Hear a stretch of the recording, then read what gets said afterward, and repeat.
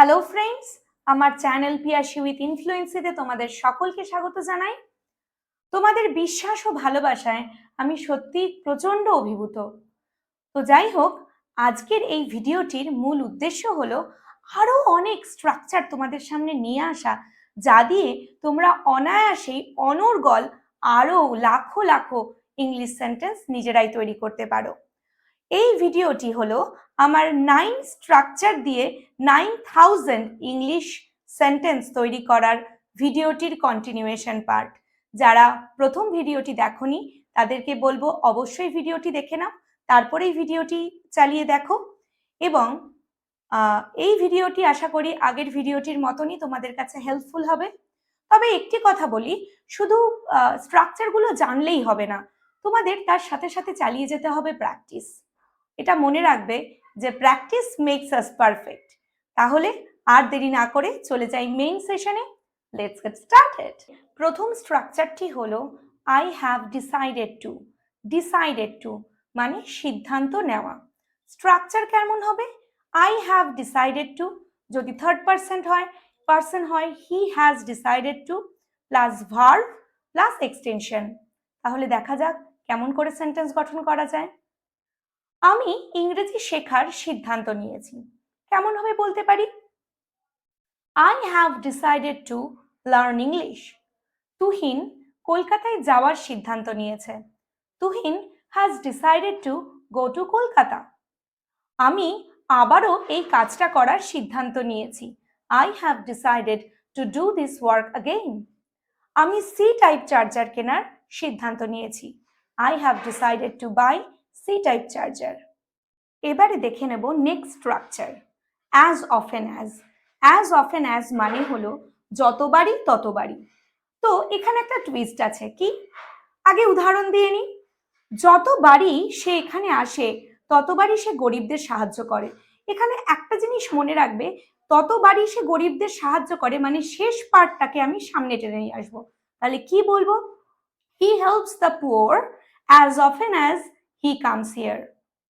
চলো দেখে নিই দ্বিতীয় সেন্টেন্স।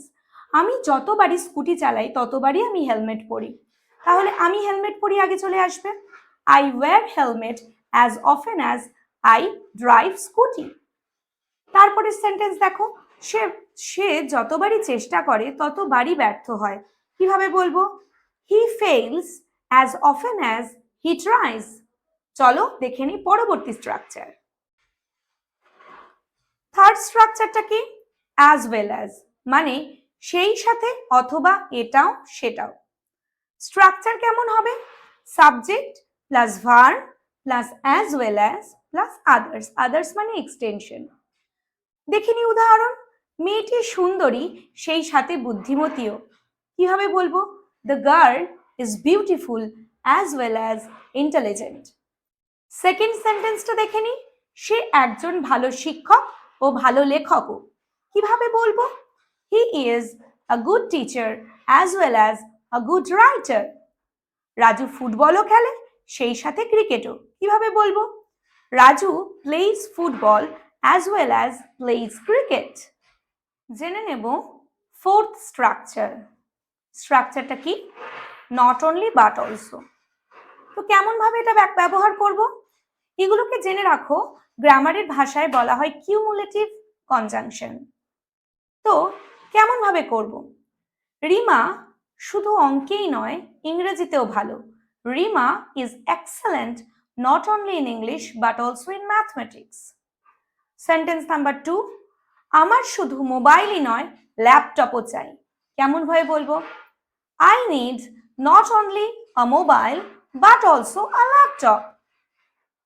সেন্টেন্স নাম্বার 3, শুধু পাওয়ার পয়েন্ট নয় আমি এমএস এক্সেলও শিখতে চাই। I want to learn not only PowerPoint but also MS Excel. চলো শিখে নি পরবর্তী। এবার জেনে নেব একটা মজার স্ট্রাকচার। স্ট্রাকচার নাম্বার 5 কি দিয়ে হবে? অলদো অথবা বাট অথবা ইনস্পাইট অফ। তুমি এই তিনটে দিয়েই একই সেন্টেন্সকে 3 রকম ভাবে বলতে পারো, কিন্তু অবশ্যই মাথায় রাখতে হবে যে এইটা যখন বলবে তোমাকে কন্ট্রাডিক্টরি সেন্টেন্স আনতে হবে। মানে কি? উল্টো কথা।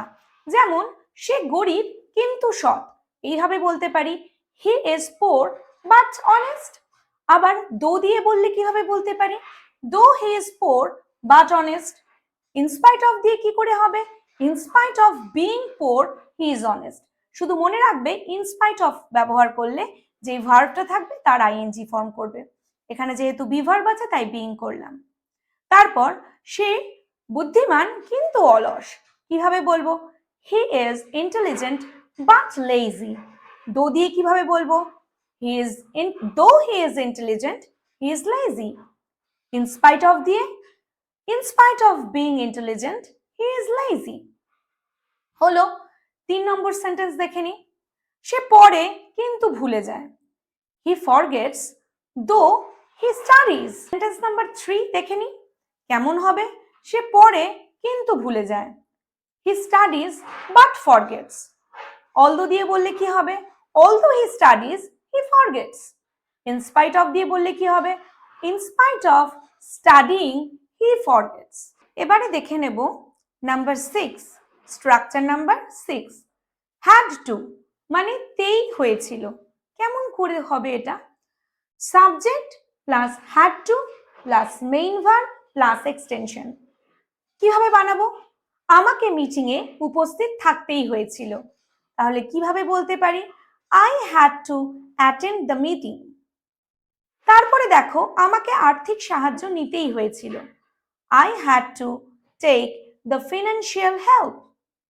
আমাকে অঙ্কটা করতেই হয়েছিল, I had to solve the sum। আমাকে মিথ্যে বলতেই হয়েছিল, I had to tell lie। Structure number 7, could not but। Bangla বাক্যের শেষে না, পারলাম না, না পারলো না এরকম যদি থাকে তাহলে could not but ব্যবহার করবে। স্ট্রাকচারটা কেমন হবে, subject plus could not but, তারপরে মেইন ভার্ব এবং তারপর এক্সটেনশন। চলো দেখে নিই উদাহরণ। আমি অনুষ্ঠানে না গিয়ে পারলাম না, I could not but attend the ceremony or the program। Sentence number 2, আমি না হেসে পারলাম না, I could not but laugh। Sentence number 3, সে বাজারে গিয়ে পারলো না, he could not but go to the market। সে মেয়েটির সাথে দেখা না করে পারলো না, he could not but meet the girl। এবার জেনে নেব structure number 8, not as dot dot as মানে এত ডট ডট না। কেমন করে, কি জিনিস এটা, চলো উদাহরণ দেখলেই বুঝতে পারবে।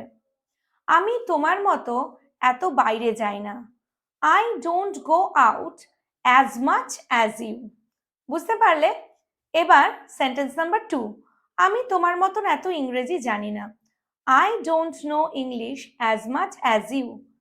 সে এথেনার মতো এত বুদ্ধিমান বা মেধাবী নয়, he is not intelligent as much as Athena। Last structure দেখে নেব, it is time to মানে সময় হয়েছে। কেমন করে সেন্টেন্স বানাবো, it is time to plus verb. দেখে নি উদাহরণ, এখনই সময় তোমার নিজেকে গড়ার, it is time to build yourself। এখনই সময় কঠোর পরিশ্রম করার, it is time to work hard। যদি বলি ভবিষ্যতের জন্য পরিশ্রম করার এখনই সময়, কিভাবে বলবো, it is time to work hard for future। এবার লাস্ট সেন্টেন্স দেখে নি, এখনই সময় বিদায় বলার, it is time to say goodbye। দাঁড়ান দাঁড়ান, ভিডিওটি ভালো লাগলে লাইক কমেন্ট শেয়ার করতে ভুলবেন না যেন, আর চ্যানেলে নতুন হলে অবশ্যই আমার চ্যানেলটিকে সাবস্ক্রাইব করে দেবেন। ভিডিওটিতে সাথে থাকার জন্য অসংখ্য ধন্যবাদ।